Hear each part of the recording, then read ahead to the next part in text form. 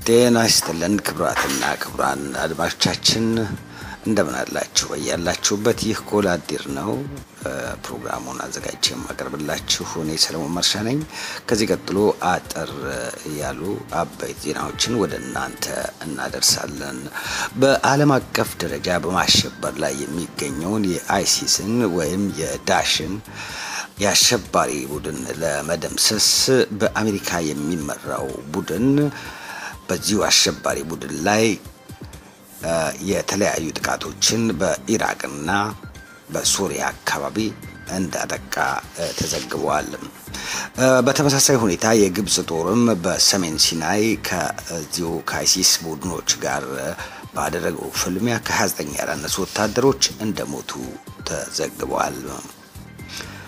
ዛሬ ረፋዱ ላይ በሰሜን እስራኤል በምትገኘው ባኮ ከተማ የባህር ዳርቻ ላይ አንድ የከተማው ኗሪ እስካሁን ማንነታቸው ባልታወቁ ሰዎች መገደሉ ተዘግቧል። ተያይዞ የሚደርሰው የዜና ምንጭ እንደሚጠቁመው ከሆነ ጉዳዩ ከወንጀል ጋር የተገናኘ ሳይሆን እንደማይቀር እየጠቆሙ ነው።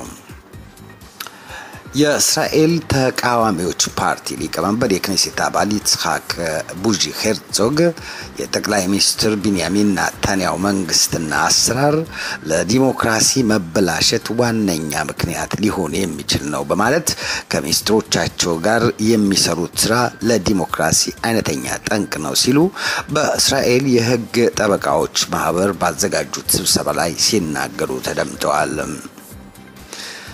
በምስራቅ ቱርክ የፒኬኬ የኩርድ አማጽያን የጦር ቡድን በቱርክ ወታደሮች ላይ ጥቃት አድርሷል። ቢያንስ 16 ወታደሮች ላይ ጥቃት እንዳደረሰ ተዘግቧል። በሃይፋ አውራጃ ፍርድ ቤት ሁለት የህድራ ከተማ ነዋሪዎች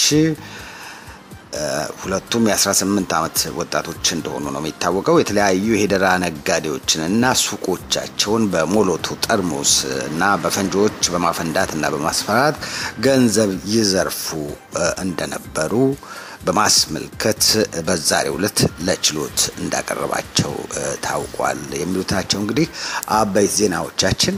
ወደ ዝርዝራቸው ስንገባ በተለይም የእስራኤል ተቃዋሚዎች ፓርቲ ሊቀመንበር የክኔሴት አባል ይስሐቅ ቡጂ ሄርዞግ ጠቅላይ ሚኒስትር ቢንያሚን ኔታንያሁና አስተዳደራቸውን እንዲሁም ካቢኔውን የሚሰራው አሰራር ለዲሞክራሲ ጠንቅ ነው ሲሉ ተደምጠዋል። ይህም እንግዲህ እንደ ኦፖዚሽን ፓርቲነታቸው ወይም እንደ ተቃዋሚ ፓርቲነታቸው የጠቅላይ ሚኒስትርን የቢንያሚን ኔታንያሁን አሰራር አጥብቀው ይቃወማሉ።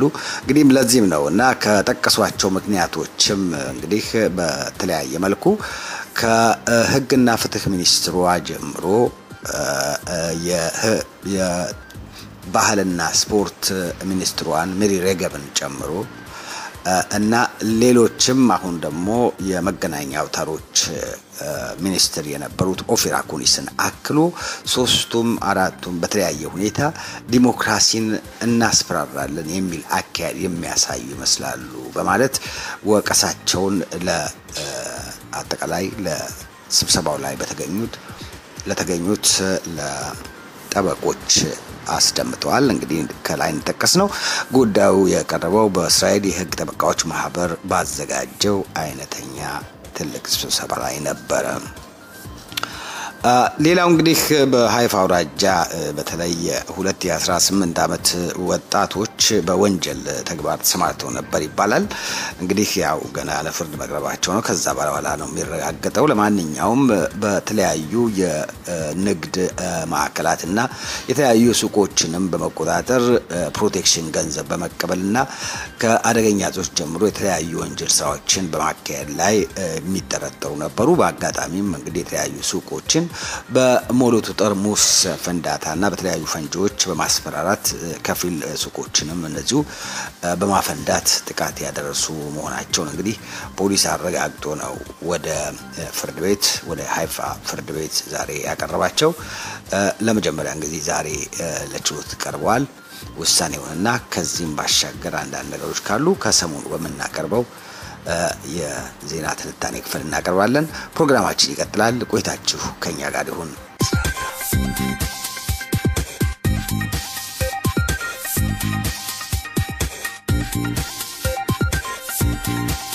ክቡራትና ክቡራን አድማጮቻችን እንግዲህ ፕሮግራማችን እንደቀጠለ ነው።